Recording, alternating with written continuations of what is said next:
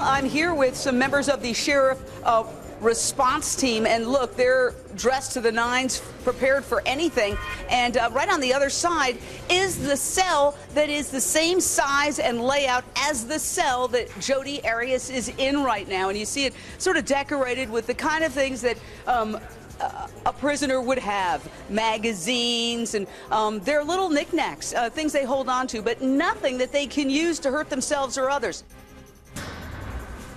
All right, you are looking at, I just did that tour just about a half an hour ago of a jail cell that's identical to the jail cell that Jodi Arias is in. The barbed wire you're looking at, we're bringing it to you live. Somewhere behind that barbed wire, Jodi Arias is contemplating her fate as she faces the potential of death in this mitigation phase. We just heard the victim impact statements today, and now the defense mitigation gets to come out, and it will start on Monday. I'm here with Sheriff Joe Arpaio, who runs the facility behind me. Now, Sheriff, I brought this out from your news conference. This is, if you come back to me for a second, the bread that you give to the prisoners if they do anything wrong, sir. Tell us about that. Yeah, if they violate our policies, we put them on bread and water for 10 days. And is that effective? Does that get them to change their ways? Yeah, I'm sure they're not going to like this. I don't know. I tasted it. It was pretty good. Apparently, there's a lot of nutritious stuff in here, like soy and vegetables. Let me ask you this question. Jodi Arias is back there. She's contemplating her fate. I know you can't talk about her specifically, but you know a lot about people behind bars.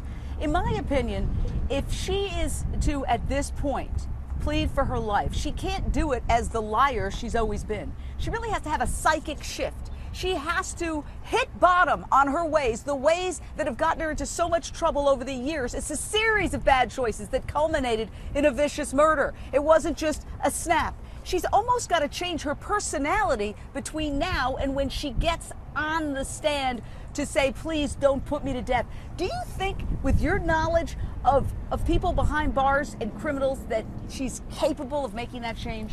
Yeah, well, I'm not a psychiatrist or psychologist, but I always worry. I worry about those that may have prone to commit suicide. We're very cautious about that. My job is to take care of the inmates. So I'm always concerned about the inmates, what they may do or may not do. You put her on suicide watch after she was found guilty of murder one, and that was because of the interview she gave, sir? Well, I believe she's mentioned that several times. That she's, I just wanted to be cautious. Yeah, I just wanted to be cautious, and I put her on. Of course, the medical people took her off.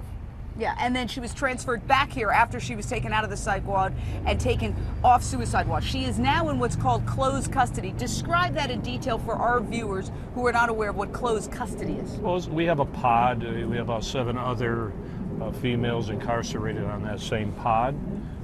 She has her own cell, of course, with a toilet, a little sink, and a bunk. No TV, no nothing. She can't watch TV.